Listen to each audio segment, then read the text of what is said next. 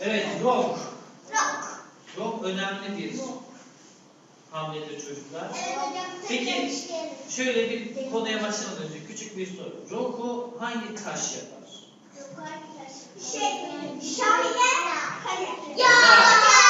Şahla kalenin yaptığı özel bir hamledir. Aynen. Yer değiştirme ama nasıl yer değiştireceğiz onu şimdi öğrenelim. Şah ve kale ile yapılan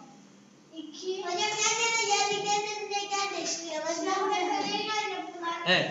Şah ve kale ile yapılan iki hamleden oluşan tek bir harekettir. Yani iki taşın hareket etmesi ama bir hamle olarak düşünüyoruz onu. Oyunda en fazla bir defa yapılır çocuk. Bakın bu çok önemli. Oyunda bir kere rok yapma hakkın vardır. Ama her oyunda. Mesela bir tur 1'de oynadın, orada bir kere rok yapma hakkın var. İkinci turda orada da bir kere rok yapma hakkın var. Yani koca bir turnuva boyunca 7 turluk, 8 turluk ya da 12 turluk turnuva boyunca bir kere değil. Her turda, her yarışmada bir kere hakkın var. Hocam çok yaparsan kaybederim. Evet ama tabii önemli noktalarda rok yapabilirsin. Evet hocam sürekli yaparsak kaybederiz. Sürekli yaparsak değil, zaten bir maçta bir kere rok yapma hakkın var. Ama mantıksız veya da yanlış tarafa yapılan roklar oyunu kaybetmene neden olabilir. Arada başka hiçbir taş yoksa ve şah ile kale hiç oynamamışlarsa ve şah tehdit altında değilse rok yapmak için şah kaleye doğru iki hamle atarak rok gerçekleştirilir. Burada bir diyagrama dikkat edin. İki değişik şekilde rok yapılabilir. Birincisi uzun, siyahın yaptığına biz uzun rok, bu diyagramdaki. Beyazın yaptığına ise kısa rok diyoruz. Peki uzun rokta şah biliyorsunuz normalde kurallara göre bir kare ilerlerdi değil mi? Her yöne bir kare. Ama rokta ise özel bir hamle olduğu için iki taş hareket ettiğinden dolayı şah kaleye doğru iki kare ilerler. Kale ise onun yanındaki boş kareye yerleşir. Bu şekilde rok gerçekleşmiş olur. Kısa rok için de aynısı geçerli, uzun rok için de aynısı geçerli. Ve şu şekilde söyleyebiliyoruz. Şah tahtayı biz şah kanadı ve vezir kanadı olarak ikiye ayırdık. Şah kanadından atılan roklara hem siyah hem beyaz için geçerli. Kısa rok, vezir kanadından atılan roklara ise hem siyah hem beyaz için geçerli olacak şekilde uzun rok diyoruz. Bir, uzun rok yine bu diyagramda olduğu gibi bu şekilde gösteriliyor. Kısa rok ise diğeridir. Tahtanın iki kanadından birine rok atılıyor. Bakın, siyah taş için bakın vezir kanadından atıyor. Tahtanın alt tarafında olmuş. Yani tahtayı ters çevirdik. Hep beyazlar altta gibi tahmin etmeyin. Bak burada siyah şah kaleye doğru iki kare gelmiş. Kale üstünden atlayıp yanına gelmiş, yerleşmiş. Bu noktalara da dikkat edin. Burasına biz uzun rok diyoruz. Peki diğer taraf ise kısa rok. Tahtanın iki kanadından birine rok atılıyor.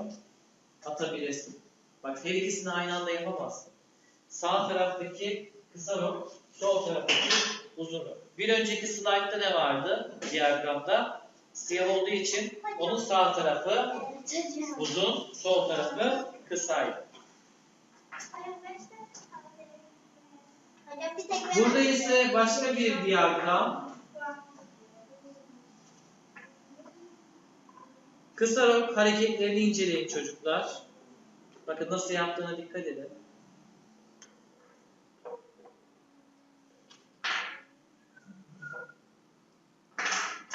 Bu da uzun rok yapılırkenki hali. Bu şekilde yapılıyor.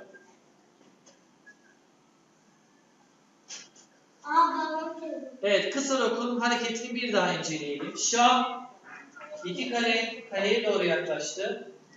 Kale üstüne atlayıp yanına geldi. Bu kısa rok. Evet, bu şekilde. Uzun rok. Bak yine iki kareye yaklaştı kaleye doğru şahım. Kale üstünden atlayıp yanına geldi. Bu ise kısa rok. Uzun rok pardon.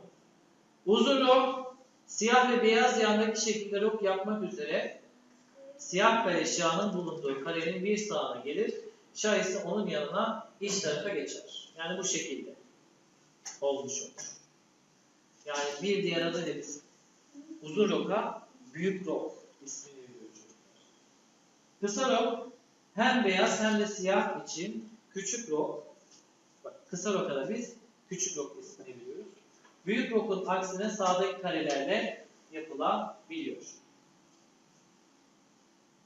Hangi durumlarda rok yapılmaz? Bir de rok yapılmama durumu var. Geçici olarak rok yapılmama durumları da var. 1. Rok yapılacak taraftaki kare daha önce oynanmış ise o tarafa rok yapılamaz. Buradaki diyagrama göre rok yapılmayacak taraftaki kare oynanmış olabilir. Bu tarafta, bu durumda beyaz şah hangi tarafa doğru rok yapabilir? Şimdi beyazın pozisyonuna bakarsanız şu diyagrama göre beyaz kısa rok mu atabiliyor, uzun rok mu atabiliyor? Kısa rok. Kısa rok. Uzun rok atamaz mı? Atamaz çünkü kale hamle yapmış. Bu durumda beyaz uzun rok atamıyor, kısa rok atabilir. B1'de bulunan kale daha önceden hareketlendiği için uzun rok yapamaz. Bu durumda en kısa hamlesi kısa roktur. 2. Şah o ana kadar hiç yerinden oynamamış olmalıdır. Bakın bu çok önemli.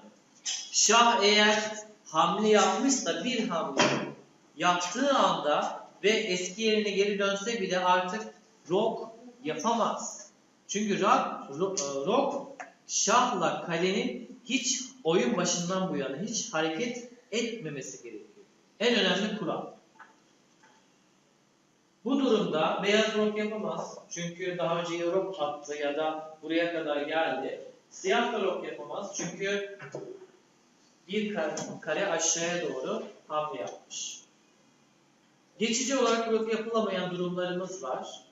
Oyun esnasında geçici olarak rok yapılamayan durumlar bu şartlar ortadan kalktıktan sonra rok yapılabilecek pozisyonlarımız var. Rok yapılacak taraftaki kale ile şahın arasında kendisine ya da rakibe ait bir taş bulunmamalıdır. Bakın, beyazlar için dikkat edersen kısa rok atamaz. Çünkü neden? Kendi taşı var. Atı. Kale ile arasında atı var. O nedenle kısa rok atamıyor. Uzun rok da atamaz. Neden? Çünkü hem atı hem fili var. Kendi kalesiyle arasında.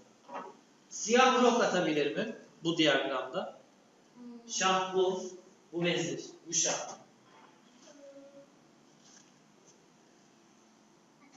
Atamaz. Çünkü neden? Şah hamle yapmış. Artık şahın bu oyunda rok hakkı yok. Tamam mı?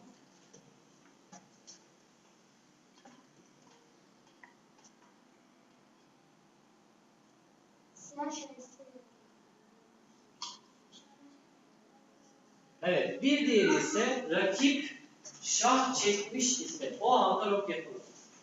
Bakın rakip şah çekmiş. Rok atacağım diyemez. Kurallara aykırı.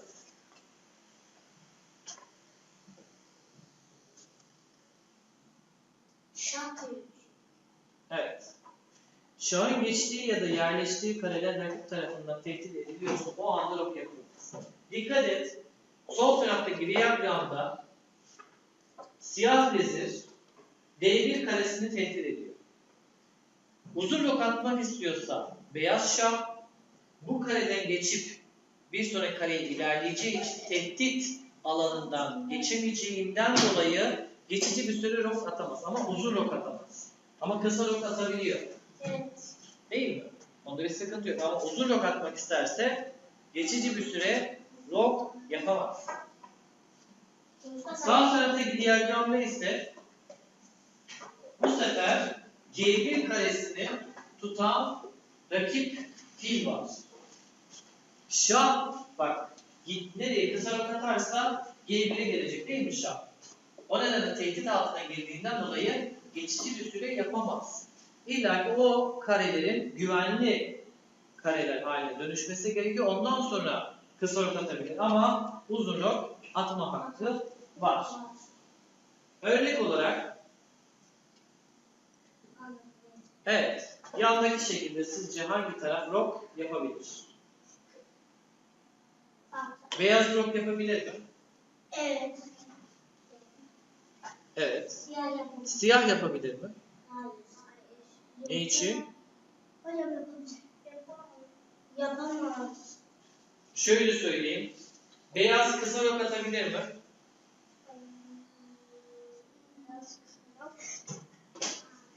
Hayır. Atamaz. Neden? Çünkü önünde kendi fili var. Uzun rok atabilir mi? Evet. Evet, atabilir. Çünkü tehdit altında değil vesaire vesaire. Siyah kısa rok atabilir mi? Siyah. Atabilir. Evet. Bakın ne demiştik? Şah tehdit altında ve gideceği, geçtiği kareler tehdit altında değilse rok atabiliyor. Burada rakip fil kaleyi tehdit ediyor. Böyle bir kuralım yok. Kale tehdit altında ise rok atılmaz diye bir kural olmadığı için ben kısa rok atabilirim. Uzun rok atabilir mi? Evet. Uzun rok atabilir. Çünkü o da gittiği ya da gideceği kareler tehdit altında değil.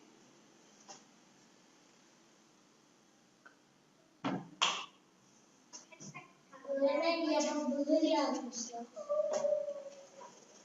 Soru 2. Yandaki şekilde sizce hangi taraf rok yapabilir? Ya da şöyle sorayım. Beyaz şah kısa rok atabilir mi? Şu durumda kısa rok atabilir mi? Atamaz. Çünkü şahın gideceği kare tehdit altında. Uzun rok atabilir mi? Uzun rok atabilir. Çünkü neden? Şahın gideceği kare tehdit altında değil ve geçtiği kare de tehdit altında olmadığı için uzun rok atabilir. Siyah şah kısa rok atabilir mi? Atabilir. Uzun rok atabilir mi? Hayır. Uzun rok atamaz. Çünkü vezir tarafından geçeceği kare tehdit altında. Evet.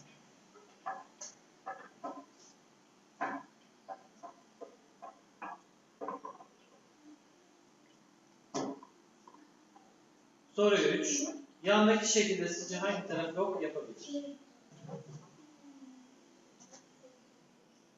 Hangi taraf rok yapabilir?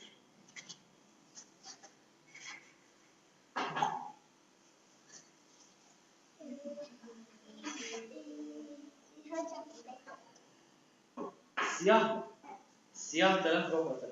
Beyaz taraf atamaz çünkü neden? Şahın gittiği ya da gideceği kareler hem kısa hem uzun rok için tehdit altında olduğundan dolayı rok yapamaz. Ama siyah öyle bir durumda olmadığı için rahatlıkla sadece kısa rok atabilir. Uzun rok atamaz çünkü vezir kanadındaki kale hamle yapmış.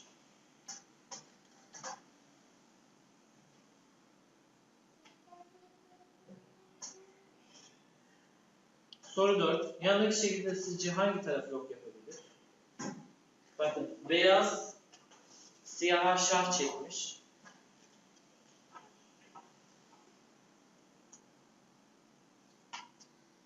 Siyah da kalesiyle G1 karesindeki kareyi tehdit ediyor. Yani şahın gideceği kareyi. Kısa rok atabilir. Uzun rok atabilir mi beyaz?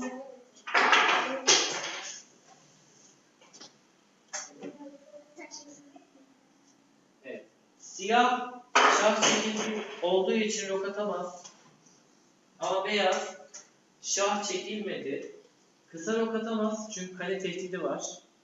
Ama uzun rok atma hakkı hala saklı. Soru 5. Yandaki şekilde sizce hangi taraf rok yapabilir?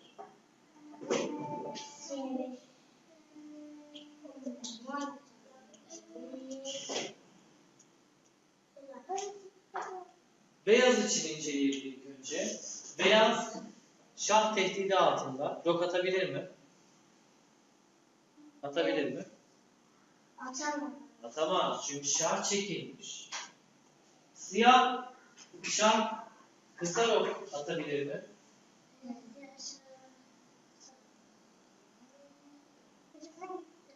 Siyah şah bu. Hayır, atamam. Atamaz. Çünkü neden? Kale ile arasında kendisinin siyah atı var. Uzun rok atabilir mi? Atabilirim. Atabilir. Rakip kale sadece B8 karesini tehdit ediyor. Şahın gideceği kare olmadığı için, geçtiği karelerden birisi de tehdit altında olmadığından dolayı rok atabilir.